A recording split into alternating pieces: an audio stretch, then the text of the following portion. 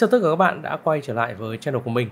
Trong video ngày hôm nay thì chúng ta sẽ cùng nhau tìm hiểu cách làm thế nào để các bạn có thể add những cái hiệu ứng chuyển cảnh ở trong DaVinci Resolve một cách nhanh gọn và hàng loạt vào tất cả các shot thay vì là chúng ta phải kéo từng shot một.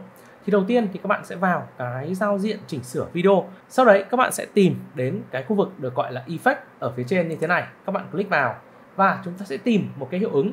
Giả dụ ở đây chúng ta sẽ cùng nhau tìm một cái hiệu ứng được gọi là Video Transition. Chúng ta click vào và chúng ta sẽ lấy một cái hiệu ứng được gọi là Cross Dissolve hay chúng ta gọi là trồng mờ. Thì bình thường chúng ta sẽ kéo và thả nó xuống như thế này thì nó sẽ rất là tốn thời gian. Thì các bạn có thể làm như sau.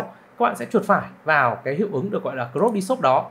Các bạn chọn nó là Set as Standard Transition. Các bạn click vào đây. Thì sau khi các bạn đã chọn cái mục đấy thì các bạn chỉ cần rất là đơn giản thôi. Sau đấy nếu như các bạn muốn add cái hiệu ứng chuyển cảnh này, giả dụ chúng ta giữ hai shot này, các bạn giữ phím Shift, các bạn click vào cả hai.